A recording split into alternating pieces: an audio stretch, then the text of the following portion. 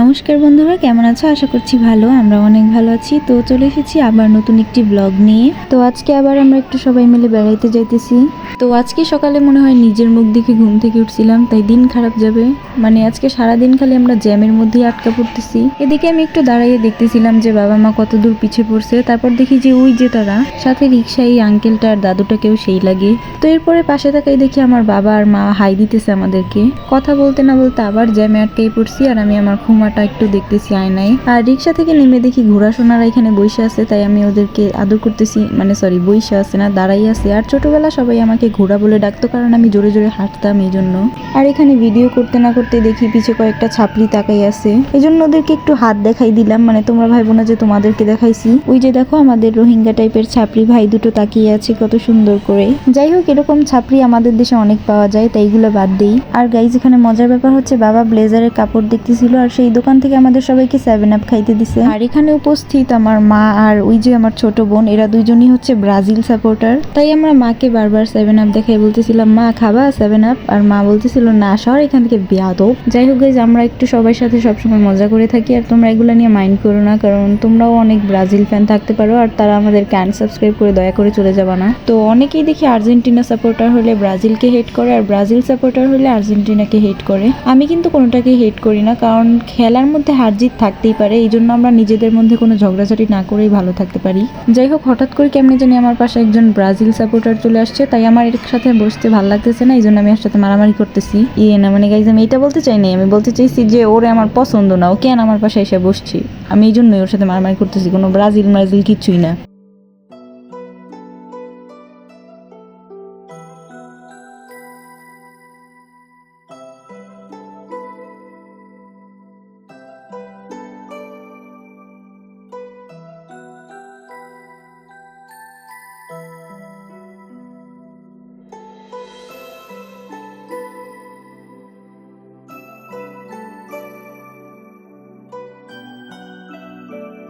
যাই হোক গাইস, এদিকে আমরা একটা শাড়ির দোকানে চলে আসি শাড়ি দেখতে মায়ের জন্য। তো সত্যি কথা বলতে এই দোকানের প্রত্যেকটা শাড়ি অনেক সুন্দর ছিল, মানে যেটা দেখতেছিলাম সেটাই মন চাইতেছিল পরি। তো সামনের শাড়িগুলো দেখতে দেখতে আমার এই পার্পেল কালার শাড়িটার দিকে নজর যায়, আর কেন জানি আমার এটা অনেক পছন্দ হয়। আচ্ছা তোমরা ভাবো, তোমাদের যদি কোনো শাড়িওয়ালা বিয়ে করে ফেলে, তাহলে কিন্তু তোমরা ফ্রিতেই অনেকগুলো শাড়ি পেয়ে যাবা।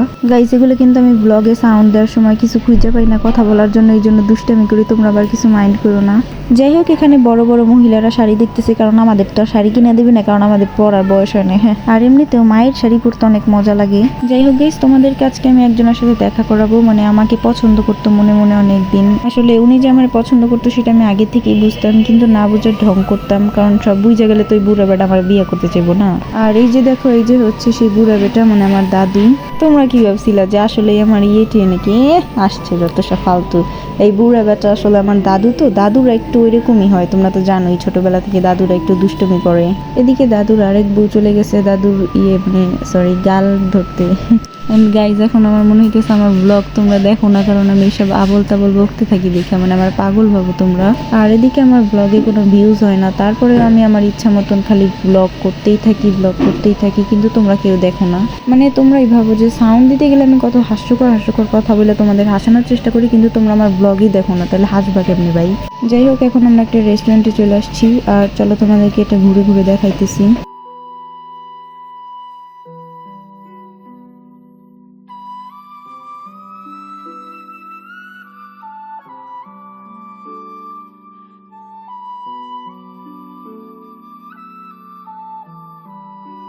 তো যাই হোক, এদিকে আমাদের খাবার চলে আসছে, আর আমরা খাওয়া দাওয়া শুরু করে দিছি। আচ্ছা তোমাদেরকে এখন একটা কথা বলি, ধরো তোমরা খাইতেছো বসে বা কিছু করতেছো, পাশের মানুষটার দিকে তাকাই দেখো যে তোমার ভিডিও দেখতেছে বা তোমার ডান্স দেখতেছে, এখন তোমার কেমন লাগবে বলো? তোমাদের কেমন লাগবে জানি না। এখন তোমরা অনেকেই বলবা যে আমার ভিডিও বা ডান্সই তো নাই, তোমার মতো কি আমি লাফাই নাকি? যাই হোক গাইস, আমার কিন্তু একটু মানে মজাই লাগতেছিল, আবার হাস্যকর লাগতেছিল বিষয়টা, কারণ আমার পাশে বসে আন্টিটা আমার ভিডিও দেখতেছিল।